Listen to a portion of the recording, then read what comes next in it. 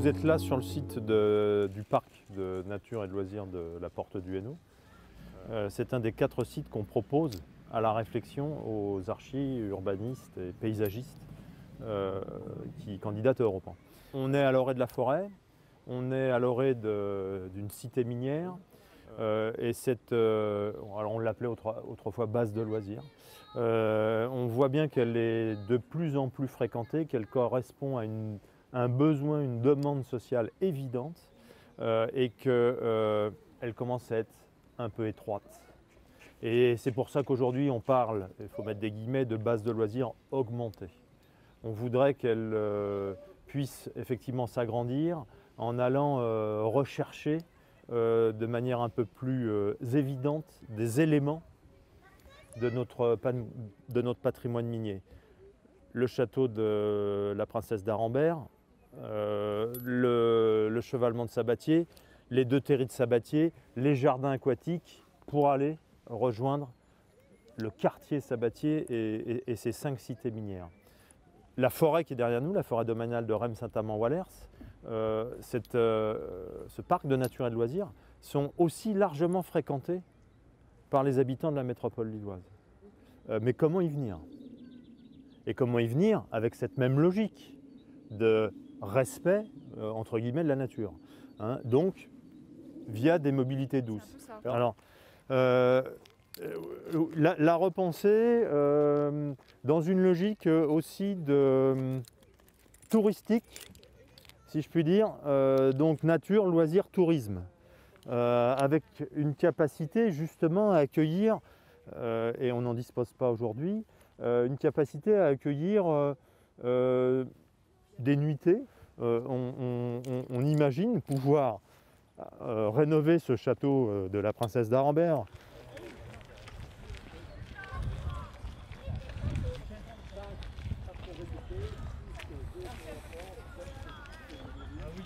Bon, ça c'est là, voilà, on peut prendre la drève de la fosse et aller un peu plus loin, là où il y a les gens. C'est un axe d'accès technique à la forêt pour en assurer la gestion, qui était vraiment le chemin qu'utilisaient les mineurs pour partir de chez eux pour aller jusqu'à la fosse.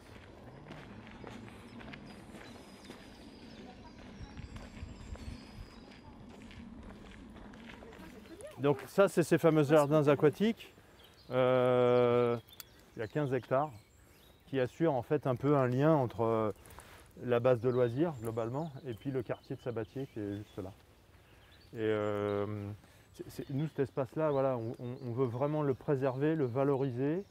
La nature, elle est plus résiliente que nous, hein. Elle a été beaucoup plus rapide à se restructurer, à se reformer, à se recréer que nous.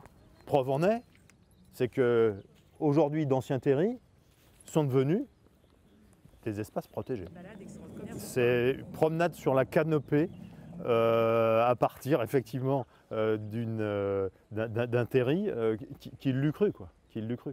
Et ça donne même des visions quasiment amazoniennes de cette forêt qui est une forêt bien européenne. Comment dirais-je, voilà, ça c'est vraiment le symbole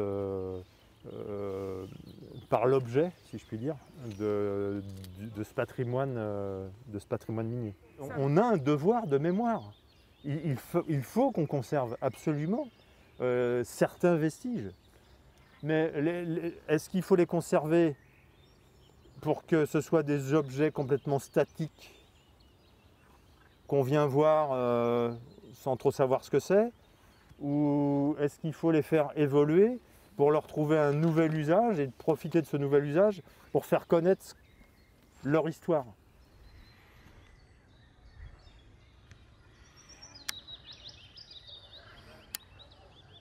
Donc on est entre la forêt du parc naturel et l'ESCO. Donc on a des atouts majeurs qu'on essaye de mettre en valeur. On essaye de vendre notre commune un maximum pour y attirer aussi du monde, des familles avec enfants, voilà, pour qu'il y ait de la vie. Ce qui ne nous plaît pas du tout par rapport à la place qui est... Elle a quand même un gros souci, cette place, c'est qu'elle n'est pas visible de la rue Jean Jaurès, vous savez, de la départementale. Si vous faites le corridor minier, ce qu'on appelle ici le corridor minier, vous voyez les places. Dès que vous êtes sur la départementale, vous voyez la place, vous avez un lieu de vie. Et nous, non, c'est caché par les immeubles, donc on ne la voit pas. Vous êtes à la sortie des écoles à 16h30, elle est blindée de voitures, de véhicules. C'est rempli.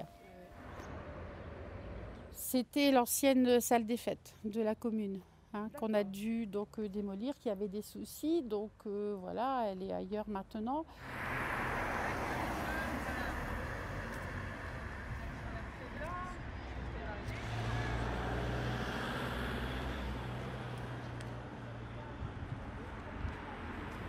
Donc ici, c'était au départ, ça s'appelait la cité de la verrerie, parce que là, à la place d'Intermarché, il y a plus de 100 ans, vous aviez une verrerie à bouteilles. Mais c'est devenu la cité des Italiens. Ah bon? Et la cité ouvrière et la cité des Italiens. Donc il y avait une grosse entreprise, Grobet, et beaucoup d'Italiens, peut-être maçons, voilà. Et ils venaient tous presque du même village, de Giseria. Ce sont des Calabrais. Tout le projet est porté par l'EPF, mais ils l'ont divisé en deux lots. Donc, comme je vous ai dit, l'îlot sud et l'îlot nord. Aujourd'hui, l'ultimatum qu'on a de l'EPF, c'est d'avoir un projet sur l'îlot sud. Enfin, la construction de l'îlot sud permettrait après de continuer dans le phasage, de déconstruire et reconstruire aussi dans la même continuité. C'est de parler de l'Italie, c'est les familles, l'Italie c'est très important pour l'historique de la cité. Quelque chose qu'il y a là-bas qu'on pourrait ramener ici, enfin, tout est envisageable, quoi. Si vous prenez le cadastre, vous avez des parcelles comme ça, en lot, et donc une maison, une parcelle. Et il y avait même les commodités à l'extérieur. Ça a plus de 100 ans, je crois. Oui, plus de 100 ans.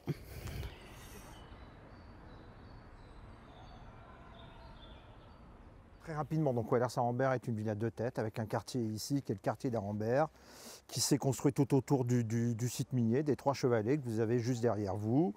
En 89, la mine elle ferme. 2000 habitants de ce quartier partent, d'accord. Et donc on se retrouve avec un certain nombre d'équipements, j'allais dire des suréquipements. C'est-à-dire qu'ici, dans le même quartier, dans ce quartier-ci, vous avez 4 écoles. Donc il y a 10 ans, on a fait le choix de regrouper l'ensemble de ces 2 écoles en un seul lieu. Là, vous avez l'école maternelle d'un côté et puis de l'autre côté, l'école primaire.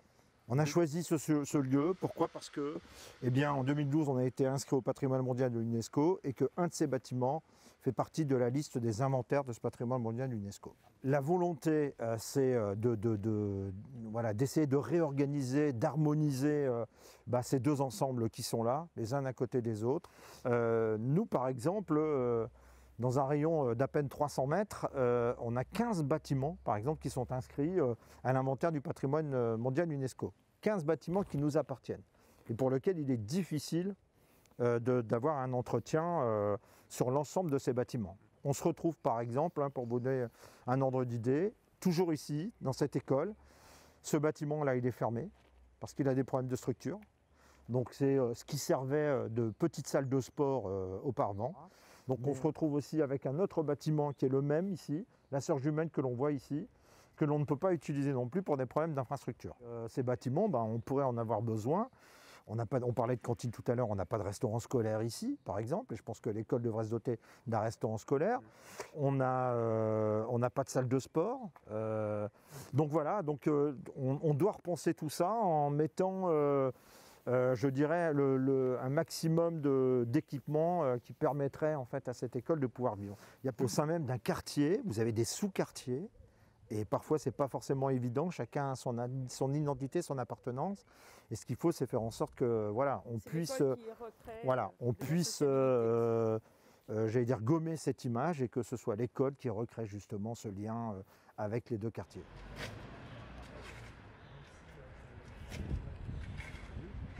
Par contre, le bâtiment qui aujourd'hui fait fonction à la fois de lien, c'est la maison de l'ingénieur qui est juste derrière. Voilà. Et moi l'idée, mais nous sommes en train de travailler dessus, c'est que Si on traverse ce parc, encore une fois, on arrive de l'autre côté du quartier. Oui. Et moi, dans mon idée, c'est que les habitants du quartier de la Drève, parce que je vous rappelle qu'on est ici dans le quartier du Bosquet, Oui. les habitants du quartier de la Drève, pour venir à l'école, etc., n'empruntent plus la route principale, mais traversent voilà, ce cadre bucolique, etc.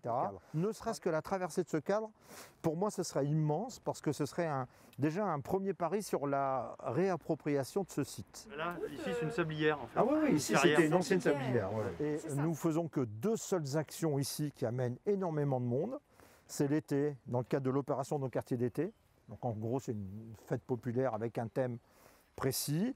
Et puis on a une association ici qui organise Halloween, voilà, en octobre. Et donc, on sait qu'il faut qu'on crée des ouvertures, parce qu'on veut aussi que la population s'approprie davantage le site minier d'Arenberg Creative Mine.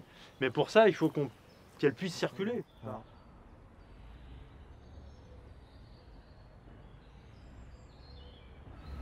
Du fait qu'il y a 3 maires, rien que sur ce quartier, ça crée aussi des conditions nouvelles, et on a l'habitude de travailler ensemble, mais le quartier ne doit pas connaître de limites communales.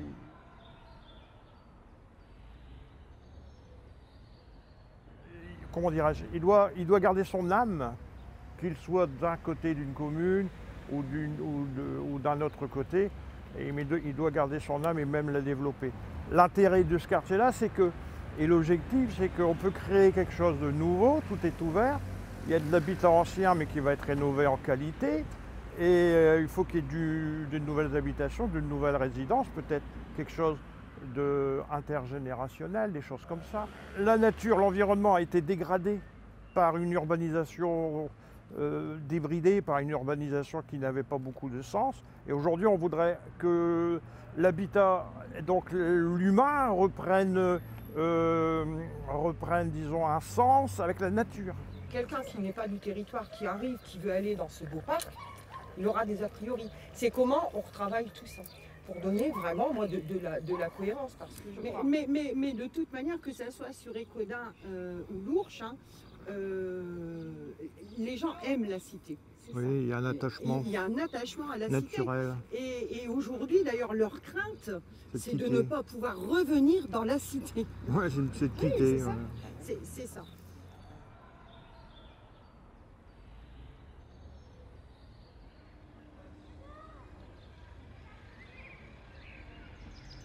Enfin, les candidats peuvent aussi être devant des feuilles blanches, parce qu'ici on imagine, puisqu'on est un petit peu au cœur du quartier, on imagine un équipement, mais nous n'avons pas la définition. On est devant une feuille blanche là, parce qu'on voudrait avoir un quartier qui correspond à quelque part à une ville, dans un quartier urbain bien sûr, mais dans un environnement naturel, de qualité et développé. c'est beau de rénover des maisons, voilà, les gens vont avoir des belles maisons, mais c'est pas pour autant qu'ils vont vivre mieux. Que mettons autour de tout ça pour que les gens se sentent bien? Donc c'est pour ça qu'on a travaillé la partie sociale. Les techniciens, les ingénieurs qui vont venir travailler sur ce territoire, il ne faut pas qu'ils repartent à Valenciennes ou à Douai. Il faut qu'ils se disent, moi je vais habiter le quartier. C'est pour ça qu'il faut leur offrir un environnement.